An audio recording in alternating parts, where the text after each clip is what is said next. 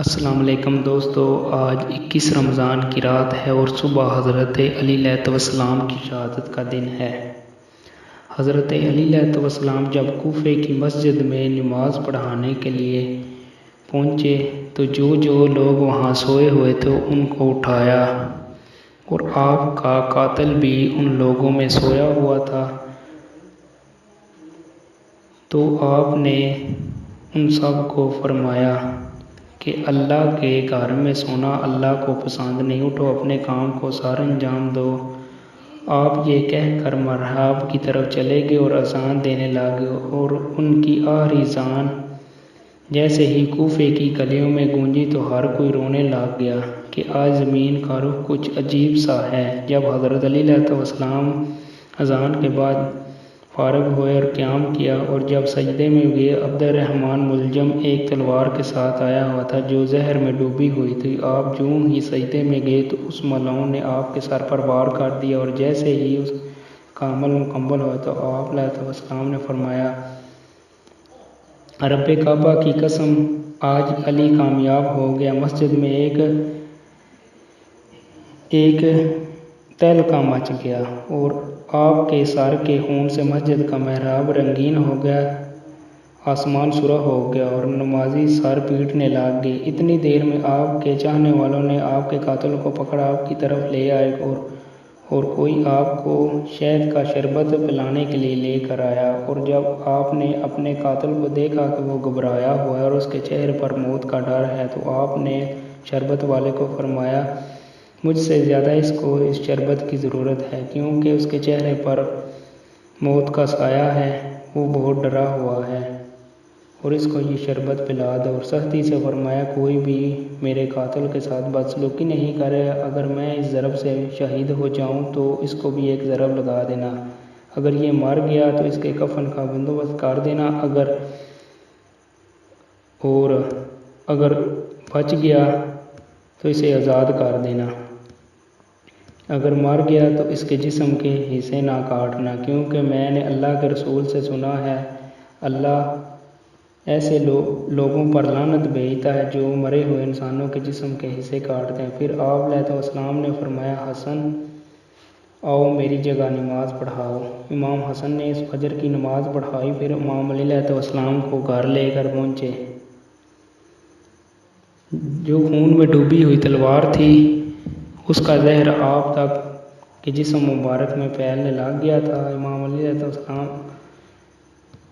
جب اپنے چاہنے والوں کے ساتھ اپنے گھر پہنچے، عباس، حسن، حسین، میرے چاہنے والوں کو کہو یہاں سے واپس چلے جائیں، کیونکہ میرے ضرب لگنے کی خبر میرے گھر والوں تک پہنچ گئی ہے، کیونکہ میں یہ نہیں چاہتا کہ میری بیٹیوں کی رونے کی آواز میرے چاہنے والوں کی کانوں تک پہنچے۔ جب امام علی علیہ السلام پہنچے، بی بی زینب ام کلثوم رونے لگی۔ امام علی علیہ السلام نے فرمایا، گھبراؤ نہیں، اللہ کا فیصلہ۔ جب آپ بستر بیماری پر آئے تو طبیب بھی رو کر فرمانے لگے، امام علی علیہ السلام کے جسم میں زہر بہت زیادہ پھیل گیا ہے۔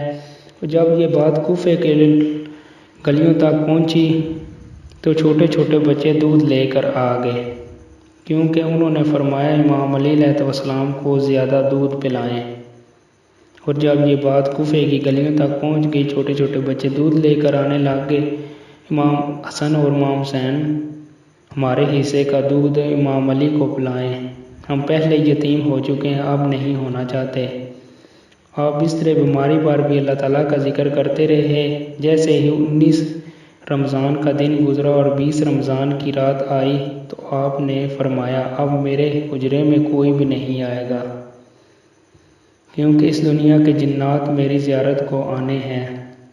جب 20 رمضان کا دن طلوع ہوا تو امام علی علیہ السلام نے فرمایا، حسن میرے چاہنے والوں کو بلا کر لاؤ۔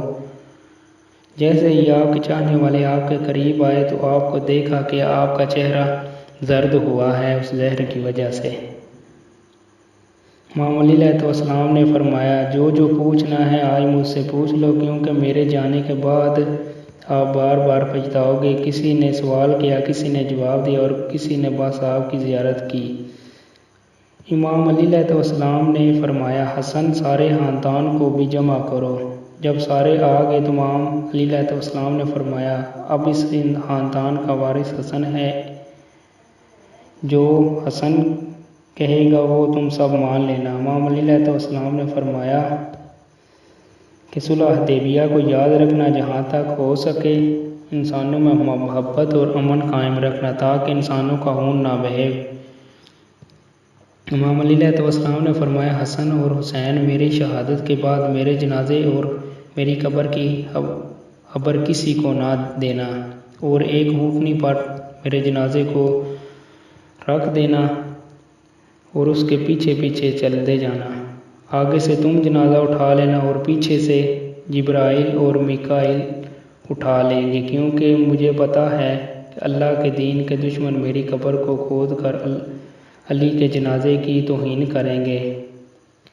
میری قبر پہلے سے بنی ہوئی ہے، جہاں وہ اٹھنی رکے وہاں مجھے دفنا دینا، اور یہ بات کسی کو نہ بتانا جب تک اللہ خود ظاہر نہ کرے۔ آپ نے اپنے بیٹے عباس کو بلایا اور فرمایا عباس میں نے تمہیں اللہ سے کربلا کے لیے مانگا ہے، یوں حسین کا محافظ ہے، یوں تو حسین کا محافظ ہے، جو حسین تمہیں بولے گا کہے گا تم نے اس پر عمل کرنا ہے۔ پھر اپنے بیٹے حسین کو بلایا اور فرمایا حسین تمہاری شہادت کی خبر تمہارے نانا نے تمہاری پیدائش کے وقت ہی سنا دی تھی۔ حسین تمہیں کربلا میں 3 دن بھوکا پیاسا رکھ کر قتل کر دیا جائے گا اور تمہارے بچوں کو تمہارے ساتھیوں کے ساتھ مار دیا جائے گا۔ حسین تمہاری لاش پر گھوڑے بجائے جائیں گے۔ تمہاری شہادت کے بعد تمہاری بہنوں اور ہماری بیٹیوں اور ہماری گھر والوں کی عورتوں کو اسی کوفے اور شام میں پھرایا جائے گا۔ حسین جب تمہارا آخری وقت ہو جائے اور الوداع کہنے بیویوں کو خیمے میں جانا اور اپنی بہنوں کو کہنا کہ تمہارے بابا نے فرمایا اسلام کے لیے غم کو سہنا اور اسلام کے پرچم کو بلند رکھنا اور ہر موڑ پر اللہ کے رسول کی نبوت کی گواہی دینا۔ اتنی دیر میں آپ فرمانے لگے اسلام اور یا رسول اللہ۔ سب فرماتے ہیں یا علی کیا ہمارے ساتھ رسول اللہ ہیں؟ امام علی علیہ السلام نے فرمایا ہاں اللہ کے رسول اور تمہاری ماں فاطمۃ الزہرا سلام اللہ علیہا مجھے لینے آئے ہیں۔ یہ کہہ کر آپ نے اپنی آنکھ مبارک بند کی اور گھر میں ماتم کی صدائیں بلند ہو گئی اور یوں حسن و حسین یتیم ہو گئے۔ آپ کی شہادت کے بعد آپ کی وصیت پر عمل کرتے ہوئے آپ کے جنازے میں کسی کو شریک نہیں کیا گیا اور صرف حسن اور حسین اور جبرائیل اور میکائیل نے جنازہ اٹھایا اور ایک اونٹنی پر رکھ دیا، اور جہاں جا کر اونٹنی رکی اور ایک چمکدار پتھر تھا وہاں، اور اس پتھر کو اٹھایا، نیچے سے ایک قبر نظر آئی۔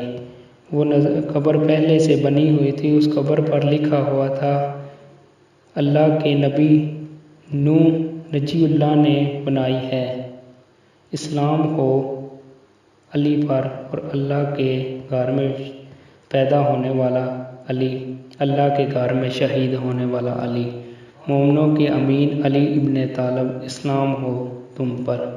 دوستو آج 20 رمضان امام علی علیہ السلام کی شہادت کی رات کا دن ہے اور صبح 21 رمضان امام علی علیہ السلام کی شہادت ہے۔ اگر علی کے دیوانوں ہو تو اس ویڈیو کو آگے تک لازمی شیئر کرنا۔ اللہ حافظ۔